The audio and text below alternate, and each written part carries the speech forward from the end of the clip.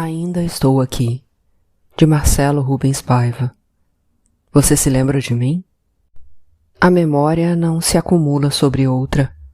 A recente não é resgatada antes da milésima, que não fica esquecida sob o peso das novidades, do presente. O passado interage com o segundo vivido, que já ficou para trás, virou memória recente. Memórias se embaralham. Então me explica rápido, por que velhos com demência se esquecem das coisas vividas horas antes e se lembram das vividas na infância, décadas antes? Minha mãe, aos 85 anos de idade, com Alzheimer, não se lembra do que comeu no café da manhã, mas vê meu filho, de 1 ano e pouco, e o reconhece, como pouquíssimas pessoas. Vê sua foto e o reconhece. Tem saudades dele. Você se lembra de mim? É a pergunta que todos lhe fazem. Querem ser reconhecidos. Querem que ela se lembre. Querem que ela se lembre de mim. A prova de que tem algo deles dentro dela. Uma memória que está lá, mas não consegue ser resgatada. Que é da pessoa que quer ser lembrada. Querem a prova de que ainda existe alguma ligação com o mundo, com a vida. Pergunta que deixa o portador de Alzheimer em pânico. Ele se sente desafiado. Provavelmente tem uma vaga lembrança. E não sabemos se fala a verdade ou se desiste. Mas passa a dizer a todos: é. Não diz claro que me lembro ou apenas sim. Diz é. Que não significa nada. Que não responde a nenhuma pergunta. Que é apenas. E quando quer dar um ponto final numa conversa, diz pronto. Como quem diz satisfeito? Me lembrei de você, sem lembrar exatamente quem você é. Você se lembra de mim? Veroca deu uma resposta ótima para um professor que fez essa pergunta. Não é importante. O fundamental não é a lembrança, mas como você interage com ela hoje. Minha mãe ficou viúva aos 41 anos. Na adolescência, eu não me identificava com colegas que reclamavam do conservadorismo dos pais. Minha mãe tinha amigos avançados, escritores, feministas, editores, intelectuais, antropólogos, maconheiros, hippies, sem contar inúmeros políticos caçados, ex-exilados e jornalistas em busca de notícia. Recebia visitas de correspondentes estrangeiros, representantes de organizações de direitos humanos e de outros governos. Eu sei que já disse tudo isso.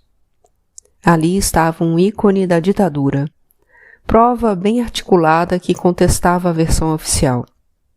Minha mãe viva negava a mentira criada.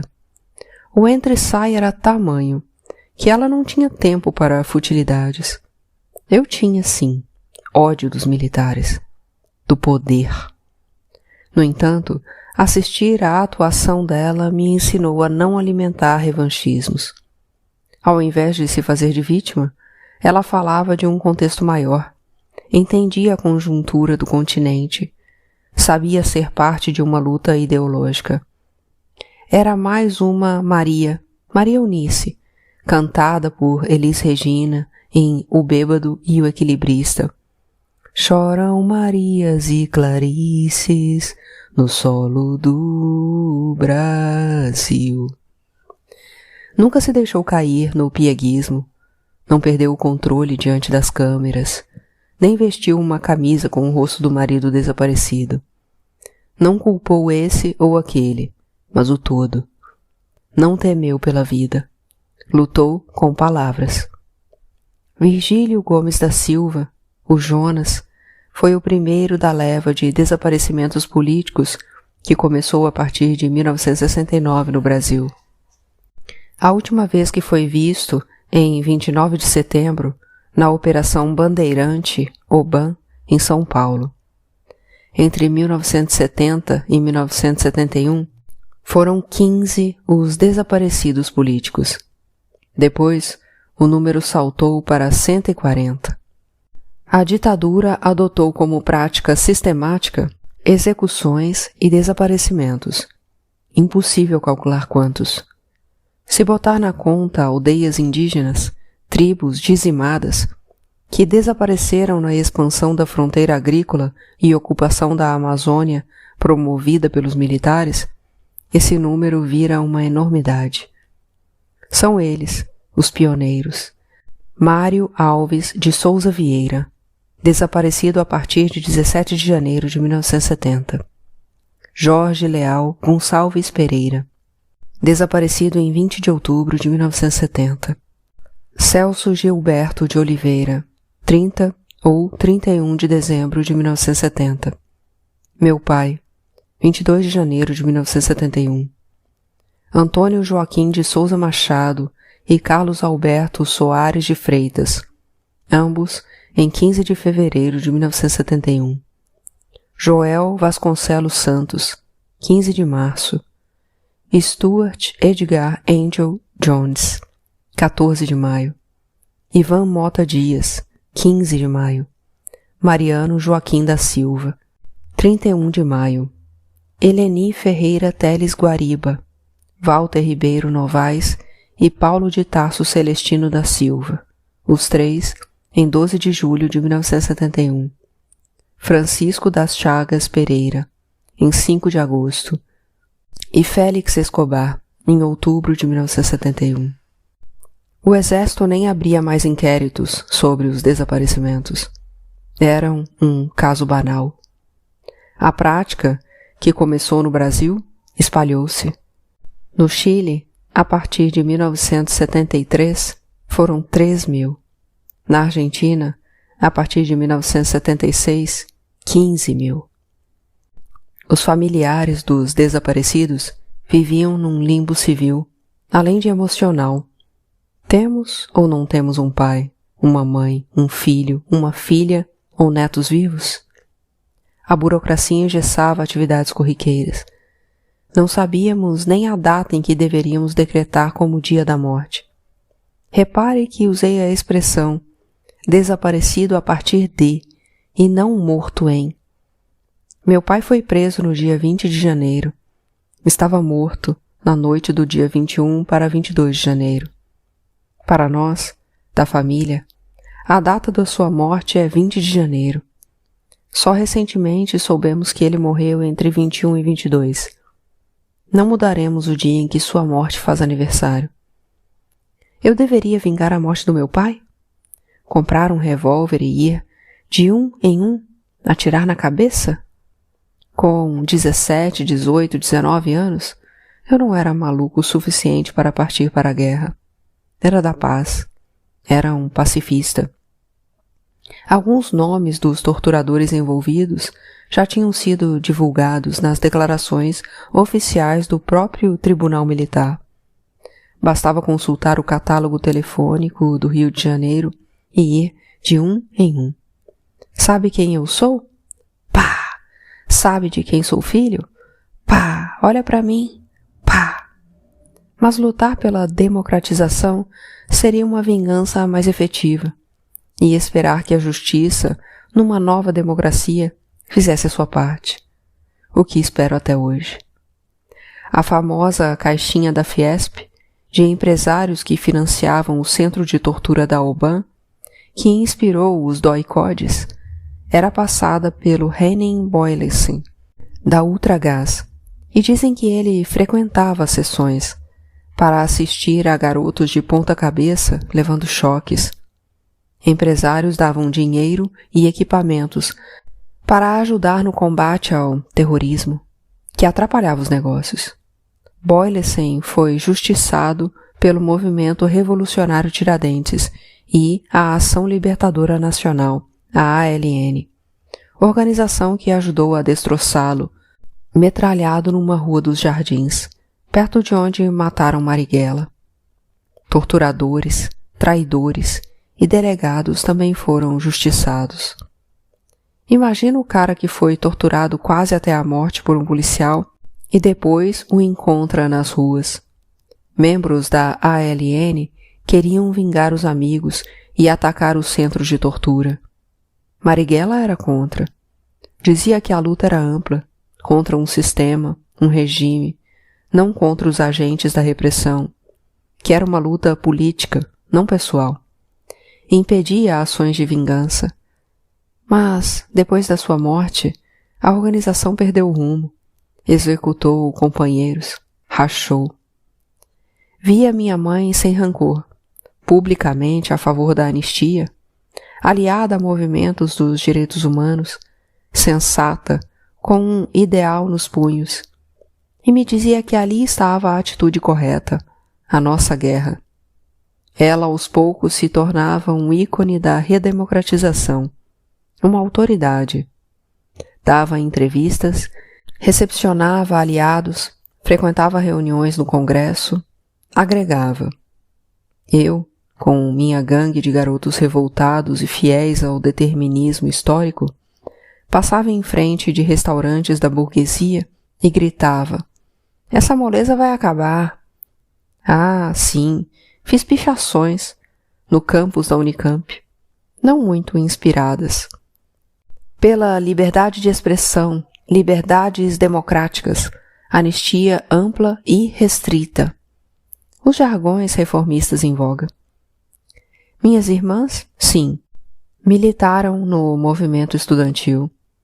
A Veroca chegou a ser líder da tendência majoritária, Refazenda. Com o tempo, fiquei mais à margem. A ditadura ruía, o movimento sindical se organizara, novos partidos políticos surgiram. Achei que o movimento estudantil se tornava uma tolice, não se renovava, ficava isolado. Os estudantes universitários do final dos anos 70 organizaram shows na USP, Milton Nascimento, Gilberto Gil.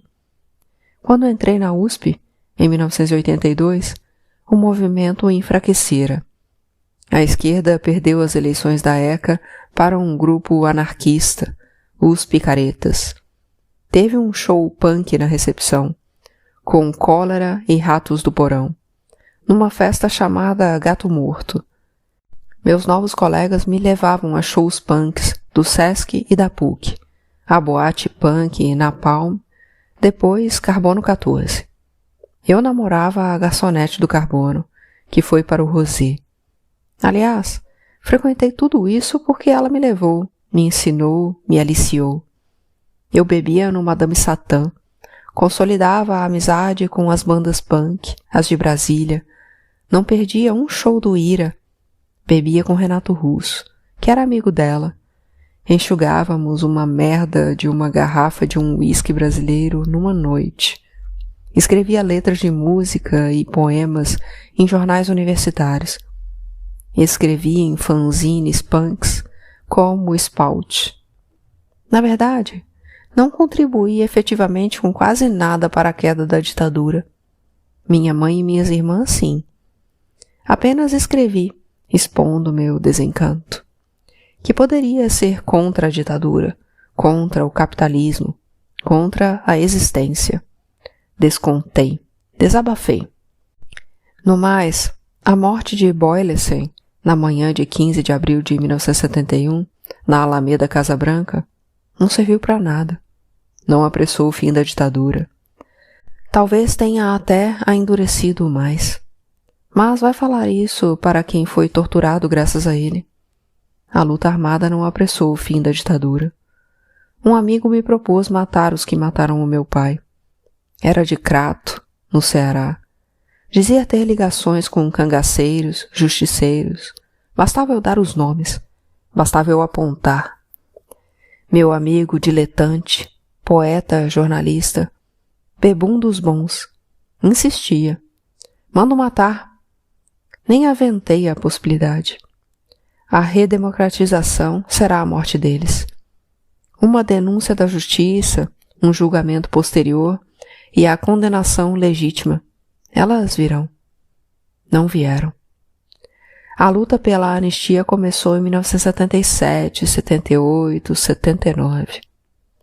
Em 7 de novembro de 78, minha mãe participou de uma mesa no Tuca, teatro da PUC-SP, sobre mortos e desaparecidos, com a Clarice Herzog. Em 17 de junho de 1979, foi a outra mesa redonda, agora no auditório do Tuquinha, no Comitê Brasileiro de Anistia, seção de São Paulo. A Operação Anistia, que começou na posse do Figueiredo para abafar os movimentos sociais e propor uma lei de anistia que anistiasse os torturadores, recebeu retoques finais em 1979, a aprovação do Conselho de Defesa dos Direitos da Pessoa Humana. O CDD-PH passou a atuar em violações presentes de direitos humanos, tentando eliminar novos abusos, que implicaria esquecer o passado com o arquivamento de processos sobre tortura e desaparecimentos, dentre eles o caso do meu pai. A reação dos familiares foi imediata. Saiu nos jornais. Abre aspas.